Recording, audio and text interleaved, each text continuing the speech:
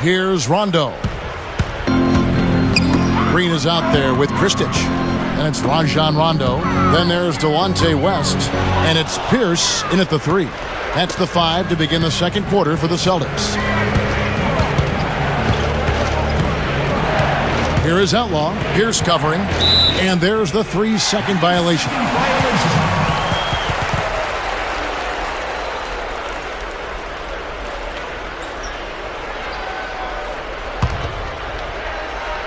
Here's Rondo. From the sideline, let's catch up with Doris Burke.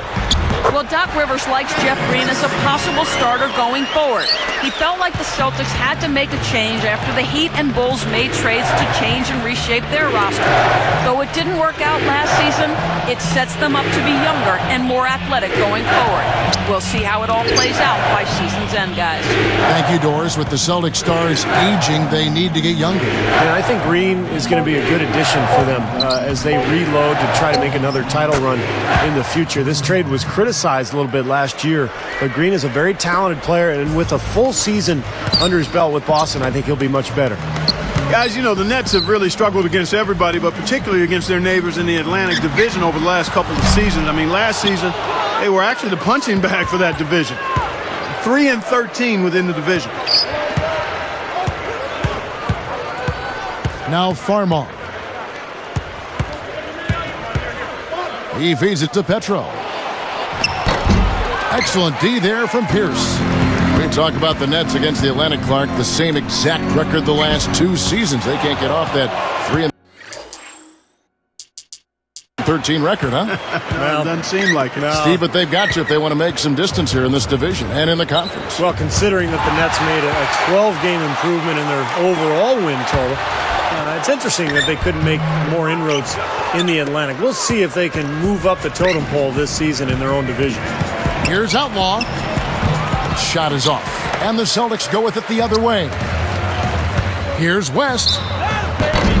So the whistle blows on the shot and 2 free throws for the contact right there. Well, you know, the cream of the crop in the Atlantic, the Boston Celtics, I mean, they've ruled the division for the last 4 seasons ever since the trade for Ray Allen and Kevin Garnett. Well, the Celtics 13-3 last season in games against their division mates in the Atlantic. It's a good division, Steve, and the Celtics were right there. A terrific mark. Well, the division was improved, Kevin, with the play of New York and Philadelphia, particularly in the latter part of the season. But they really dominated a year ago, as you said, 13-3. I think they will be hard-pressed to match that record this coming season against the Atlantic. Farmar kicks to Humphries. O'Neal's there. 6 on the shot clock. Shoots a fader. A rebound by Pierce. Celtics trailed by 5. Farmar takes it away. He kicks it to Morrow. Fires the 3. The rebound by Garnett. Garnett's got 3 rebounds so far in the game. Allen outside. Allen right side. West from past the arc. And the basket good. West has got 4 this quarter.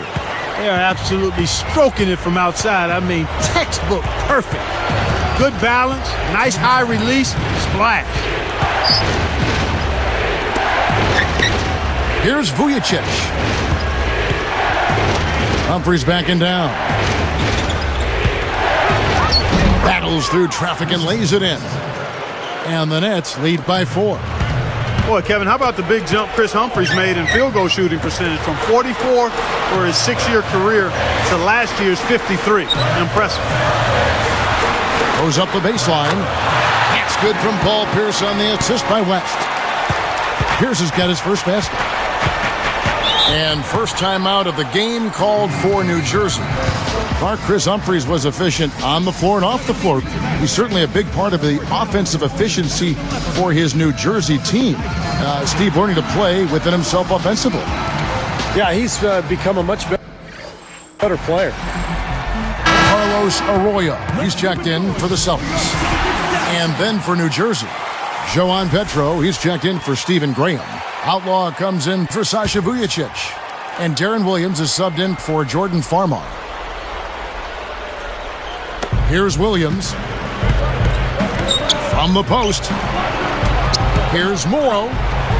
Here's Petro. And the Nets miss again. That's an unusual, surprising miss for him. Typically, he's good on those inside. Let's check out what Doris Burke has for us. Well, Kevin Garnett, known for his ferocity defensively, and it even extends to after the whistle blows. He's known around the league for snatching down any shots opponents take at his basket in dead ball situations. Garnett said, you know, that's rhythm. When a guy gets an extra shot after the whistle, he's looking at his form, he's looking at his follow-through, and then I just like to break that rhythm up.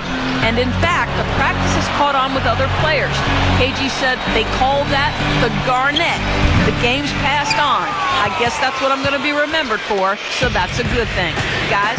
All right, Doris, and no surprise, he'll be remembered for his defense. And KG, a guy who will use that mental warfare. He wants his opponents to feel frustrated.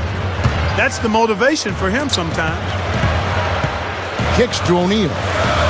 Funny shot. A rebound by the Nets. Humphries has got his 5th rebound right now in the game.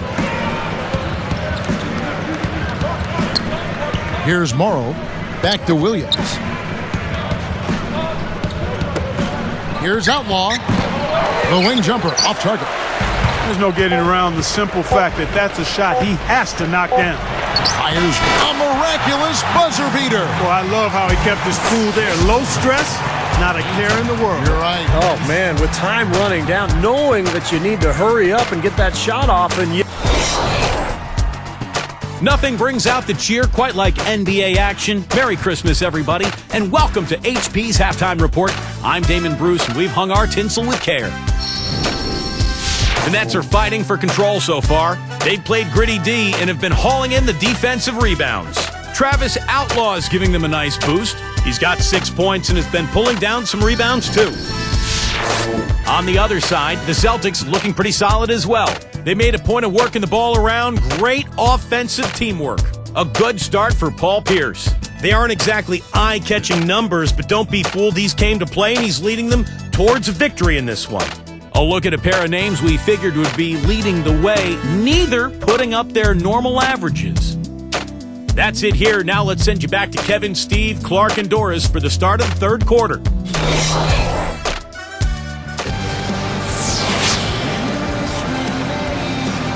And now the start of the second half. Neither side